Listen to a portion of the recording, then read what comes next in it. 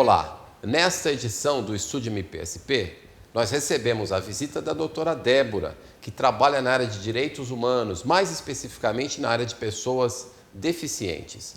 Doutora, agradecemos muito a gentileza da senhora ter aceitado o nosso convite. Nós queremos conversar, obviamente, sobre esse recente acordo entre o Ministério Público e a plataforma Uber, que está gerando, bastante repercussão. O que a senhora conseguiu efetivamente, doutora?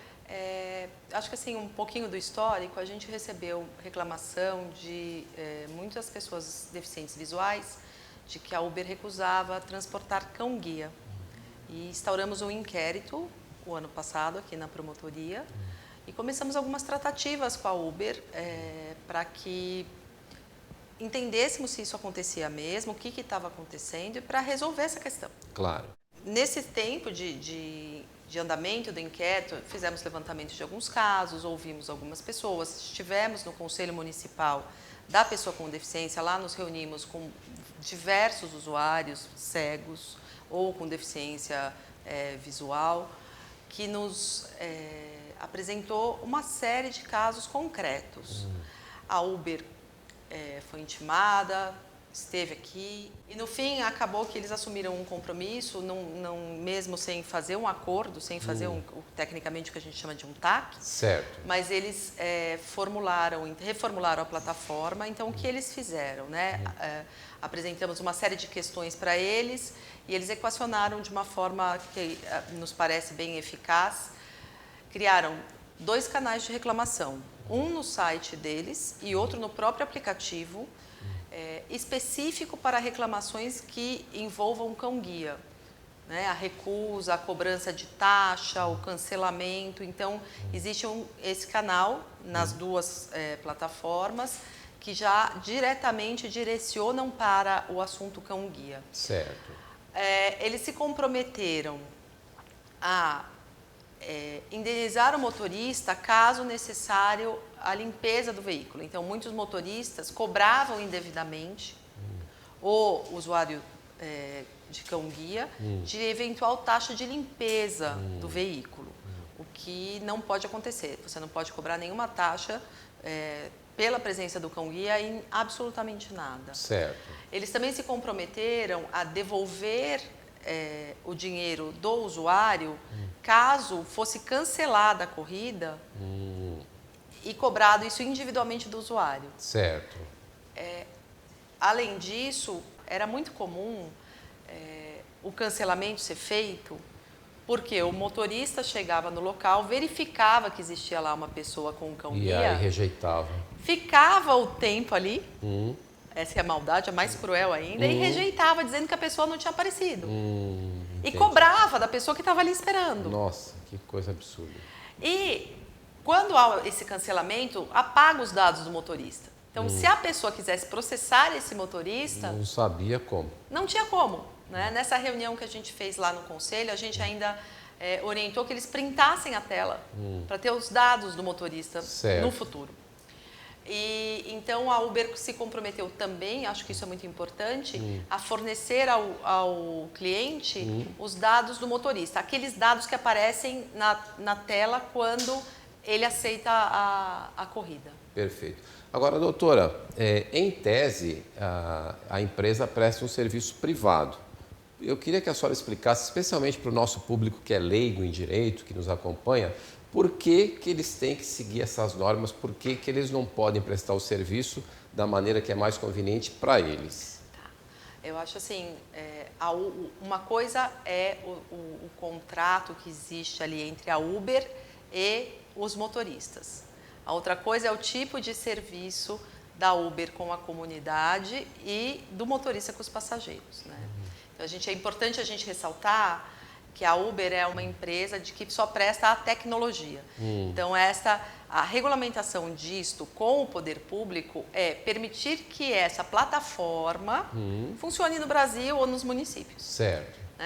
Uma plataforma de mobilidade urbana. A princípio foi regulada por uma lei federal e esta lei federal prevê expressamente da necessidade de se obedecer às leis nacionais, é óbvio, e de se garantir a acessibilidade. Então, isso já era uma norma federal que dá o direito de garantir a acessibilidade. No município de São Paulo, a Uber funciona por expressa autorização da prefeitura.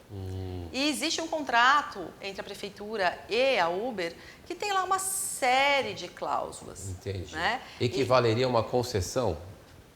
Não chega a ser uma concessão? Não chega a ser uma concessão, é uma autorização de funcionamento. Né? Não se equipara a uma concessão, são figuras diferentes. Certo. Mas em que, obviamente, se eles funcionam por autorização do poder público, eles não podem dizer que eles não estão submetidos às regras de direito público. Perfeito. Né? Qualquer atividade privada está submetida, no fim das contas, a regras mínimas de direito público. Perfeito. Né? Ninguém pode discriminar, ainda que seja um serviço público. E assim, que não seja um serviço público. E não é um serviço completamente privado. Então, ele é autorizado e o motorista ele tem acesso a uma prestação de serviços ali de um público geral. Claro. Né? Não é um serviço privado, olha, eu vou aí te dar carona. Não é assim. Não é um contrato entre partes, vamos dizer assim. Não é alguém que está passando na rua lá pedindo carona, como era antigamente, Sim, que ele exatamente. parou para dar carona. Não, existe um preço. A Uber paga para o município para funcionar. Existem regras ali colacionadas, né? E a lei, ela diz que você tem que assegurar o acesso à pessoa com deficiência, a lei da mobilidade urbana, que é onde se encaixa as OTTCs. Perfeito. Agora, doutora, a gente está falando do Uber, né? E as outras empresas, 99, Cabify, todo mundo, obviamente, está sujeito às mesmas regras. Sem nenhuma exceção. Há um outro inquérito na promotoria que não está sob a minha... não é meu, é do outro cargo, que é a 99. Então, essas duas foram objeto de representação formal aqui na promotoria. Por conta das duas, estivemos lá no Conselho Municipal da Pessoa com Deficiência, ouvindo os usuários, que nos reclamaram especificamente dessas duas. Que são as maiores do mercado. Talvez seja por isso a reclamação. Sim. Das outras, a gente não teve reclamação ainda. Não sabemos se ocorre ou não a mesma coisa nas outras. Por esse motivo, a gente nunca fez nenhum tipo de instauração em face das outras. Mas a norma é para todo mundo. Claro. Né? A norma nacional, tanto as regras da pessoa com deficiência como as de mobilidade urbana, elas não podem excluir nenhuma pessoa com deficiência. Sem dúvida. Doutora, a senhora é uma promotora com atuação destacada nessa área. Não lhe incomoda o fato de coisas que parecem óbvias, né? Quer dizer, ainda demandarem a intervenção do Ministério Público para que aconteçam? Me incomoda muito, né? Eu acho assim, é muito triste e quando essa empresa veio, quando eu converso com algumas pessoas sobre esse assunto específico, a gente vê que existe até regras estaduais de isenção de imposto para comprar carro adaptado, né? Que você consegue adaptar carros para pessoas, por exemplo, com deficiência física, com falta de mobilidade. Mas se a gente pensar numa pessoa com deficiência visual, essa pessoa vai depender 100% para qualquer transporte, para qualquer meio de transporte. Essa pessoa não vai, por enquanto, né? Agora tem aqueles carros drones, por que já a gente vai ter, até a lei que permite essas empresas como a Uber funcionar, prevê o transporte sem motorista também. Sim. Mas enquanto isso não acontecer, a pessoa com deficiência visual ela tem duas opções. Ou ela vai a pé, em qualquer canto, ou ela precisa de um transporte por meio de terceiros, seja o transporte público, seja o táxi, seja esses transportes de aplicativo. Ela nunca vai poder guiar o carro dela. E geralmente ela está em companhia do cão-guia. O cão-guia são os olhos dela. Exatamente. Né?